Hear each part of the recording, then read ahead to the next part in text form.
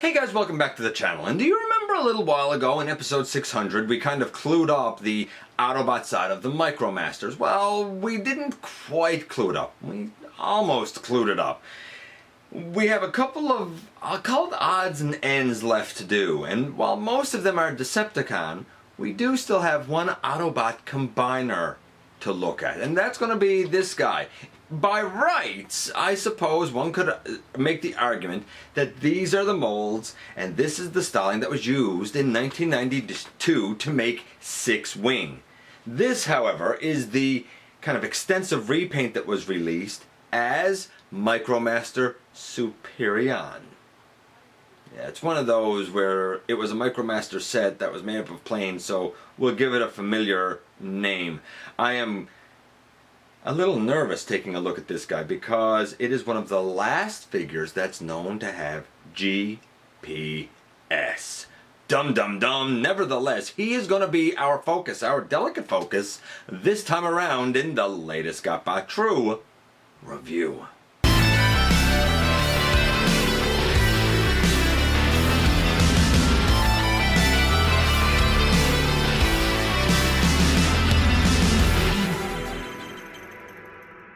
Hey guys, welcome back to the channel. I'm your host, your most humble host, Dennis Moulton, aka GotBot. As always, please like, comment, share, of course subscribe, and while you're at it, man, hit that notification bell because it lets you know when content of all sorts goes up here on the channel. Everything from stop motions to countdowns to reviews like these. Check out Machinery of Man, The Everything Factor, Transformers Collectors NL, and the Autobot family. And have a look for me everywhere across social media because I love interacting with you guys whenever I get the opportunity. And this is the Micromaster Superion. Probably a little bit questionable if it's Superion, but we're going to see how well he stacks up against probably a more familiar interpretation of Superion. Anyway, without any further ado, because I kind of want to get through this guy and I'm going to pass the whole, nervousness of GPS, how about we go ahead and directly head over to the table to take a closer look at this guy. And so here's where our Micromaster Superion story begins, because in 2003, as part of the Universe line, somebody had the idea of taking these 16 combiners from really the early 90s and giving them a new paint job and putting them out under names that we would already know. And Sixwing, because he was made up of planes, and one loathsome little helicopter, would obviously be renamed into Superion. And the easy spot to begin is, of course, with all of these guys apart. Now, there are separate pieces. Of course, his hip piece, and his chest piece, and his head piece, his feet, and the kind of hand blaster, and the two hands. And normally I would put them all together in one piece. But I'm not going to do that here because this particular figure is known to have GPS, and I am very cognizant of two things. One, that this isn't mine, that it belongs to a friend of the channel, Wayne, and two, that it does potentially have GPS, and therefore it would be the kind of wisest course of action to be delicate with it. So here are all 6 of them. We're going to sort of compare them to a more accurate version of their counterparts, but this is where we started. All 6 of them, they're either planes or there's a shuttle in there and a helicopter. So it's a peculiar mix, but I see what they're going for with it. Nevertheless, we're going to just quickly look at the other parts that come with them first. First thing to note is that we do have a body and a hip piece and a head. The head can, by rights, come off. The torso and the lower body can come apart. I think it looks like they can come apart based on that connection right there, but I'm not doing it. By rights, the blaster is like the nose cone cockpit section of like a plane. It would go between his legs down in like the knee section, and the hands would go on over right here on the side with the feet sort of attaching to that, and the head would just go turned around. But I'm not going to do that. We've seen it before with some of the other 16 combiners, so I don't really feel like I have to here, especially with this waist and thigh piece being gold plastic that's painted white. Speaking of hands, we have two of them. I'm kind of holding on to one here now. It is holding on to the blaster, which again is all gold plastic, so I'm not trying to take that out of his hand just in case. I haven't noticed anything that is fragile, but I'd really rather not risk it. But using these pegs here on the side, that's how we would fit it down between the knees of that thigh piece. So there you go. And the hands themselves have 5mm pegs. They're red, plastic painted white. And lastly, we have two of these feet pieces. On the top, there is a 5mm peg. That's what's used for actual gestalt mode. But on the side, by my thumb, there's another 5mm peg.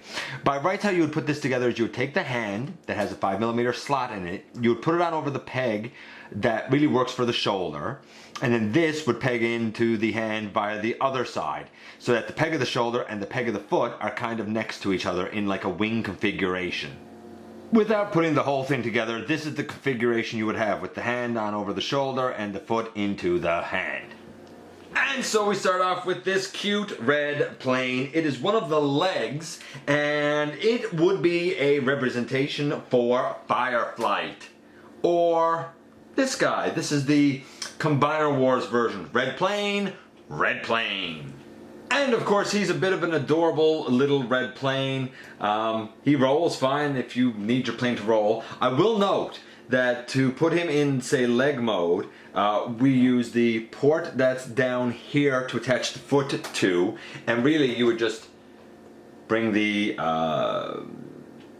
wings forward and flip this up, and then you would stand it up, and there's a little peg right here that attaches over the leg, and this is really leg mode. But to go to robot mode, we actually need to turn him over this way, and when we turn him over this way, we can bring his little arms out and we can straighten the legs down. You bring them forward and you straighten them down. His articulation is quite limited, as you probably would expect. Let's see if I can get him to stand up. It's quite limited. He can get in a seated position. The arms can go around, but not all the way around. And the lower legs are one solid piece, so you can't move the knees independently. He has a whole lot of airplane stuff above his head. But there you go, Fireflight. Here he is with his Combiner Wars iteration in robot mode. And man, I appreciate the effort, but like, it's a stretch to call this Fireflight. Obviously they did it because it's a red plane. Even in terms of being a limb, one is a leg, and the other, the Combiner Wars one, is, as he should be, an arm. But that's our first guy. And if we look at the second leg, it's this itty bitty little white plane, who's also the leader of the group. That's right. This leg is none other than, apparently, Silverbolt. And here he is with the Combiner Wars Voyager class Silverbolt. Apparently they're both the leader of the team. I guess because he's a white plane, I suppose. But it's a stretch. The odd part is, the planes are nothing alike, and there's another member of this team that I would have bet dollars to donuts was Silverbolt. It's not this guy, but we'll talk about that in a little bit. Nevertheless, apparently this is Silverbolt and Silverbolt. And it's a fine plane, and I assume a fine leg, even if it's not really a Silverbolt. Just like the other leg, there's a 5mm port here on the back for the foot piece. To get in leg mode, we would flip the wings in, we would stand it up, we would flip down. It's the exact same transformation. We would flip that down. We have a little peg here. Naturally, if we want to turn this guy into a robot, we turn it around and we straighten down the legs, and we bring out his little silver arms. His thighs, I think, are also silver, so I guess that's where they got the name Silverbolt. Get it? Get it? Because he's silver. Get it? It's funny because he's silver. Apparently. Just saying. So this... I don't know. This is Silverbolt, seated position. The arms can't go all the way around because of plane bits. Nevertheless, here he is with his Combiner Wars counterpart. And yes, there's a very vast difference here. We can see it. We already know that this is a bit of a stretch, but that's two down, two legs down. And in terms of the overall gestalt, here's what we have so far. this is where we are, and I'm not even going to pretend that I'm not happy to have those legs on, because now I don't need to deal with the knees anymore. Whew. Okay, so he's coming together. We have two arms. We have the inner body, of course, to go. I say we move on and let's do the arms next. And the first arm is this little space shuttle guy who goes by the name Storm Jet, but he's not a jet, he's a space shuttle. I assume that this has to be one of those cases where we have to come up with a name because we don't have the name to this guy, Slingshot, or I think even Combiner Wars called him Quick Slinger. Look, it's Slingshot. This is supposed to be the Micromaster Slingshot. Stop overthinking it, man. I guess it's a fine shuttle, pretty awful jet though. In terms of conversion, you flip these back, you flip down the legs, you stand this character up, you flip forward the nose cone, and you bring the arms around. Can the arms go all the way around? In this case, the arms can go all the way around. Seated position, again, you don't have two separate parts for the lower leg, it's just one piece, and that's about it. For some weird reason too, this fin can move. I don't know if it helps to move it to the side. I don't know. I guess so you don't have it left out front. I don't know. It's an iffy little robot, I guess. I don't know, man. In terms of going to an arm, we turn this over like this and angle it this way so that we have like the cockpit section up front. The hand will tab up over the head, and we turn that body like that, and there is, you guessed it, a 5mm port back there, and that's what's going to go on over the body. As for the other arm, we have the figure that I would have guessed as Silverbolt. This is a supersonic jet, you know, just like Silverbolt is a supersonic jet. But of course that would make too much sense, so this guy is renamed as somebody he looks absolutely nothing like, that being this guy. It is apparently Skydive. So Skydive here is a fine little jet, even though I still think it looks more like Silverbolt. In terms of the conversion, we flip these down, we flip the wing pieces forward, we flip this down over the chest just like the other arm, and we stand up. Again, can get in a seated position. The arms can go all the way around. It's not the best articulated in the world. Both arms look like this with their deluxe class counterparts. I believe I neglected to show Slingshot and whatever the other one's name is, Storm Jet, whatever, together in robot mode, though I showed them together in plane mode. So here's what you see. The little Micromasters look nothing like their deluxe size counterparts. So far though, since we have two arms, we have a Gestalt that looks like this. Ah yes, he's looking pretty Superion-y, but we still have a big gaping hollow spot right there in the chest and the back where you can see my hand through it, just saying. Luckily we still have two more members, the chest and his back. And next up we have this tiny red helicopter who bears a striking resemblance to Blades from the Protectobots, but in this case it is a character that's brand new who bears the striking name of Ro-Tor. Yep, Ro-Tor. Could they have come up with a more boring name? Nevertheless, I think the closest modern day interpretation of Ro-Tor would probably be this. It is the Combiner Wars Alpha Bravo. I guess Ro-Tor is fine. A mostly red little, I think it's an Apache helicopter. The rotors are pegged in quite tightly. I don't know. It's all right, I suppose. In terms of conversion, I guess get the rotors out of the way and we can flip the legs down. We flip the tail section down over the back. We straighten out the arms, and this is the little robot mode. Again, seated position, lower legs one piece. Arms, I guess they can go all the way around as long as you get, the rotor out of the way. It's alright. It's one of the, surprisingly, it's one of the less bulky molds. Stands alright as well. In terms of a body part, Ro-Tor here is the, I guess, back and butt of our combined mode. But before that, here we have Ro-Tor next to Alpha Bravo in robot mode, even though one doesn't really have anything to do with the other. They are helicopter buddies, and we shouldn't be judgmental about that.